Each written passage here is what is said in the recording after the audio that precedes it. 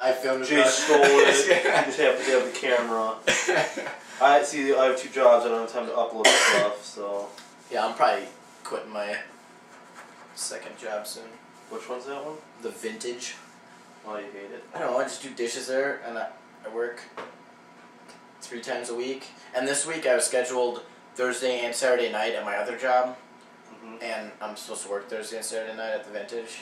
Also, they were conflicting. Yeah, and I told the Vintage, I'm like, I can't work, you know, on Thursday or Saturday night. She's like, okay, yeah, we'll figure it out. Like, they knew I had a second job, so it's like, I pretty much told them if I can't work for them, you know, you gotta find like, yeah, they're second tier, basically. Yeah. But it's just like, I don't know free time, and I don't need that money anymore. Like, I've, you know, got enough money to put in the bank and stuff that I'm back up kind of where I was at. And now I just got a raise. Yeah. At my other job at Parnell. And they're gonna move me to the kitchen soon. Or by summertime I'll be in the kitchen. So basically, not last week, but the week before's question was what crumbles Jay's mind. What game crumbles Jay's mind? Yeah. And it's a game we reviewed in season 1. So keep trying that. Because I know Ian, you guessed another one here in your email. It said Dangerous Hunt 2009, but you said the game that confuses you. But the question's what crumbles. And the reason I'm saying crumbles is because I literally say this game's gonna crumble your mind. Like that's another hint. Boom. Like it's always based on dialogue or something or whatever. Yeah. Last week's question was what's holding this up. We actually have behind the scenes where we do a little tour of the studio. The answer's like right in there. I like show you what holds it up. So just go back and watch that behind the scenes. Bam. I don't know if you want to do this question now or wait until after the little... After. Alright. So I assume. I'm saying you're going to hear this. You want to wait? I don't... You know? Yeah. Yeah. Well, we're going to wait until after the... Well, we'll be right back. So, yeah.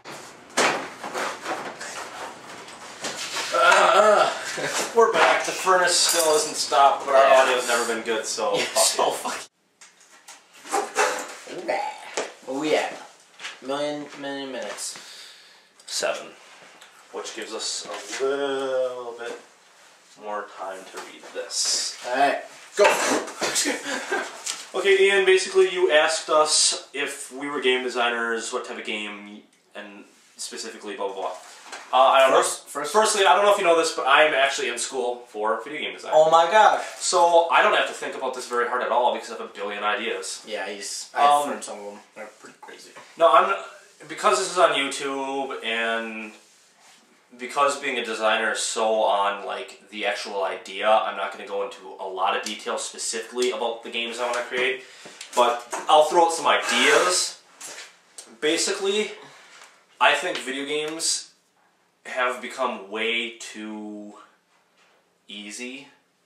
Where, how do I put this? What? Basically, it's point and gun shoot. Go from point A to point B. Mm-hmm. You know, a game like Heavy Rain, which we just reviewed, that's just different. It's like... Yeah, it's totally different. It gets you emotionally involved. Yep. And it gets you going where you want to go.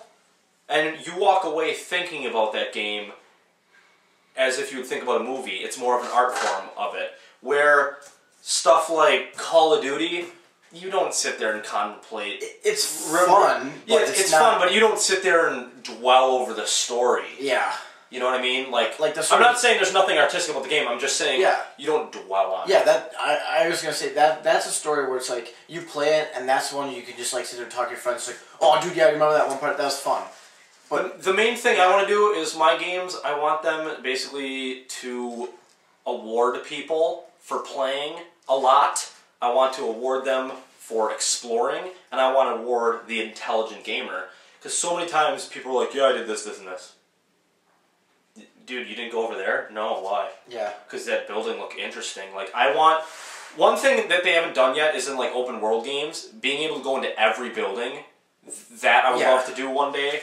Which, obviously, you know, you need the capacity, you know, to fit all that information on the game, but if it gets to that point, it's like, and then in any game I've noticed so far from watching games, some games are starting to do this, like Heavy Rain, I noticed in Battlefield Bad Company 2, which we'll be reviewing 2 weeks from now, is basically the little nuances. Seeing rain ricochet off armor, at real lip movements, eye contact, real body movements in the characters, all that stuff, the graphics don't have to be that good. Because I was watching like the cinematics in Dante's Inferno, like not the cinematics, but like the cutscenes. Yeah. They're not graphically that good, but they put a lot of effort in the facial animations. Right. And that is all that sold it. Like, Dante moves like a real person. He talks like a real person. You know, Lucifer glides on the wind. You know, like, so all those little nuances, it really pays off in the end. And you can have kind of crappy graphics and still have the game feel like a real world. And I think that's, you need to break that boundary of the TV being there and the person being in there and being that character. Because, there's very few games that I feel like it's really me.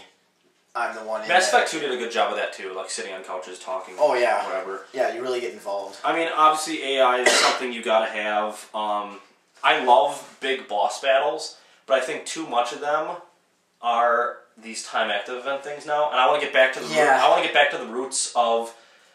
I want boss battles to have multiple solutions, but to have the solutions not be obvious.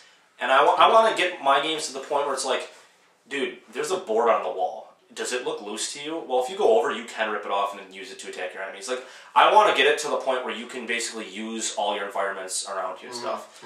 Also, I want to explore just different stuff, like being a villain, being a child. Things like, just overall get away from the fact that I'm a soldier, I'm in a war. Yeah. You know, so much now is that. And Heavy Rain was literally like, I'm a father, I'm a journalist, I'm a private detective, I'm an FBI agent. Yeah. Those aren't very typical roles for you to play in, and in such a realistic manner. So, those are some rough ideas of kind of where I'd go to. I want to do something different, but I also realize certain stuff works. I mean, good graphics are good. Audio is something that just is awesome. If audio is good, it works. It's super sweet. I mean, I'm not a video game designer, so I don't know. Al doesn't know. I have no clue. Yeah. I mean, I've came up with a few ideas here and there for you, but it's it's just like little things. I don't think I could sit down and design an actual whole story and character development and all that and stuff. Yeah, well, I mean, I have folders at home and stuff where I go through and do ideas, and I have probably like 3 or 4 solid like big game ideas that I'm really developing right now with like drawings and just writing stuff down and everything that I really want to do. Yeah. A great example of something that Al said to me that I just never thought of, which is why I want to get with a design team and get with an actual like group of people, you know, like programmers and stuff. Because you can have an idea and it may not be possible, but a great example is like the survival horror game I want to make. Al's like, you know, what'd be cool is if like you go into a room and you're just outside, but you're going in. Well, it's dark in there, so your eyes haven't adjusted. It's like that whole concept of like to be able to do that graphically would be amazing. Yeah. To have kind of a disorientation point where your eyes have to adjust. Yeah, I know games are getting to the point where like they could have the shading come back in and stuff like that. Yeah, so like play with the contrast as you walk into the room and stuff. Yeah. Yeah, so, that'd be freaking sweet. Something like that is sweet. Also, the only other thing I want to do, and I'm sure a bunch of people disagree with me, but in Heavy Rain, basically there's a sex scene and it's completely interactive. But it's done just like in a movie.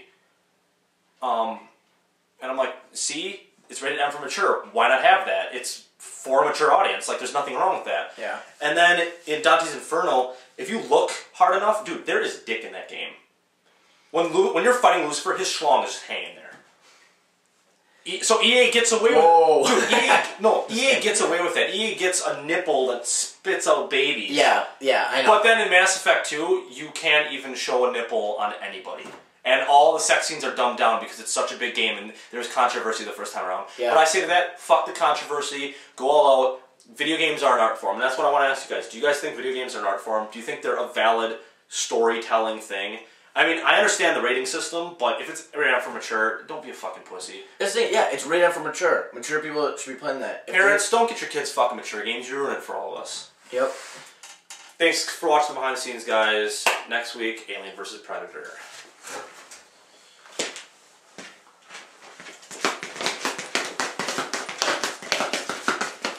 It's a dance for you.